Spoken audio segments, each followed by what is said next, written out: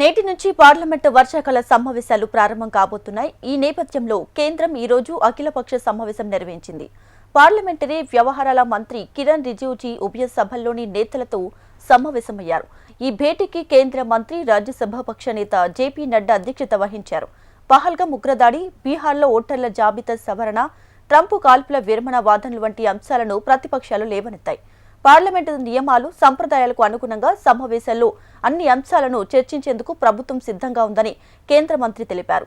ఇక ఆపరేషన్ సింధూర్, భారత్ పాక్ కాల్పుల విరమణ విషయంలో అమెరికా అధ్యక్షుడు డొనాల్డ్ ట్రంప్ చేస్తున్న వాదనలపై ప్రతిపక్షాల లేవనెత్తే అంశాలపై తగిన విధంగా స్పందిస్తామన్నారు. పార్లమెంటు సమావేశాలు సజావుగా సాగడంలో ప్రభుత్వం, ప్రతిపక్షాల సమన్వయం అవసరమని పేర్కొన్నారు. ప్రభుత్వం ప్రవేశపెట్టనున్న బిల్లుల్లో జాతీయ క్రీడా పాలన బిల్లు, భూ సంపద స్థలాలు, భూ పరిరక్షణ నిర్వహణ బిల్లు, గనులు, అలాగే ఖనిజాల సవరణ బిల్లు, జాతీయ యాంటీ డోపింగ్ బిల్లు, మణిపూర్ వస్తు సేవల పన్ను బిల్లు, జన్ విశ్వాస్ బిల్లు, భారతీయ నిర్వహణ సంస్థల బిల్లు, అలాగే పన్ను చట్టాలు బిల్లు ఉన్నాయి. అదేవిధంగా ఆదాయపు పన్ను బిల్లు 2025ని కూడా ఈ సమావేశాల్లో ప్రవేశపెట్టనున్నారు. ఇంకా మణిపూర్లో రాష్ట్రపతి పాలనను పొడిగించడానికి, రాష్ట్ర డిమాండ్ ఫర్ గ్రాంట్స్ ను ఆమోదించడానికి పార్లమెంటు అనుమతిని కోరనుంది. గోవా రాష్ట్ర శాసనసభ నియోజకవర్గాల్లో స్కెడ్యూల్డ్ తెగల ప్రాతినిధ్య సర్దుబాటు బిల్లు 2024, వ్యాపార నౌకాయాన బిల్లు 2024 మరియు భారతీయ ఓడరేవుల బిల్లు 2025 వంటి బిల్లులు కూడా లోక్సభలో ఆమోదం కోసం పెండింగ్లో ఉన్నాయి. రైట్గా నేటి నుంచి పార్లమెంటు వర్షాకాల సమావేశాలు ప్రారంభం కాబోతున్నాయి. దీనికి సంబంధించి లేటెస్ట్ అప్డేట్స్ మా ప్రతినిధి ఆర్కే అందిస్తారు. ఆర్కే, ఇక పార్లమెంటు వర్షాకాల సమావేశాలు ప్రారంభం కానున్నాయి. మరి ఈ నెల ఈ రోజు నుంచి దాదాపుగా ఆగస్టు 12 వరకు కొనసాగుతాయి. మరి 18 వరకు రక్షాబంధన, స్వాతంత్ర దిన సందర్భంగా సెలవు ఉంటుంది. మొత్తం 21 రోజుల సమావేశాలు ఉంటాయి. ఈ సమయంలో కేంద్ర ప్రభుత్వం 8 కొత్త బిల్లులు ప్రవేశపెట్టనుంది. అలాగే గత సెషన్లో పెండింగ్ లో ఉన్న 7 బిల్లులు కూడా చర్చించనుంది. ఈ సమావేశాల్లో ఆపరేషన్ సింధు, పహల్గామ్ ఉగ్రదాడి, బీహార్ ఎన్నికలకు ఓటర్ జాబితా సవరణ, ఇతర ముఖ్య అంశాలకు తీవ్ర చర్చలకు వేదిక కానుంది. అది వర్షాకాల సమావేశాల్లో ఇక విపక్షాలు కూడా అస్త్రశస్త్రాలు కూడా సిద్ధం చేసుకుని రెడీగా ఉన్నాయి. ఇక పాలక పక్షాన్ని ఇరుకున పెట్టడానికి మరి ఈ వర్షాకాల సమావేశాలు వాడి వేడిగా జరిగే అవకాశాలు అయితే స్పష్టంగా కనిపిస్తున్నాయి. ఎందుకంటే ఆపరేషన్ సింధూర్ అంశమే కానీ మిగతా అంశాలు కూడా ఈసారి చాలా తీవ్ర చర్చకు దారి తీయబోతున్నాయి.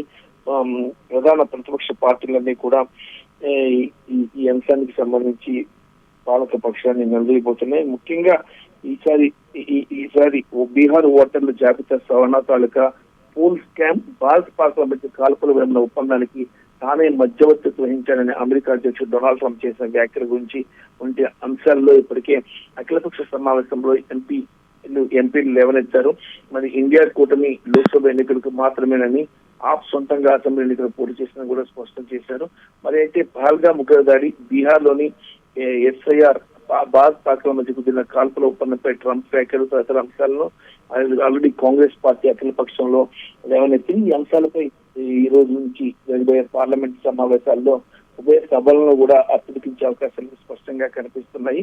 మరి కాంగ్రెస్ లేవనెత్తిన కీలక అంశాలపై ప్రధానమంత్రి నరేంద్ర మోడీ పార్లమెంట్ లో ప్రకటన ఇవ్వాలని కూడా అఖిలపక్ష సమావేశంలో అన్ని పార్టీలు డిమాండ్ చేసి, మరి దీని మీద ప్రధానమంత్రి నరేంద్ర మోడీ కూడా పార్లమెంట్ వేదికగా ఈ అంశానికి సంబంధించి మాట్లాడే అవకాశాలు అయితే కనిపిస్తున్నాయి.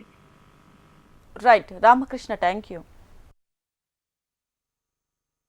का फ्लोर लीडर्स का मीटिंग हुआ और इसमें कुल मिलाकर के 51 पॉलिटिकल पार्टीज और इंडिपेंडेंट एमपीज टोटल हमारे इस सत्र में भाग लेंगे.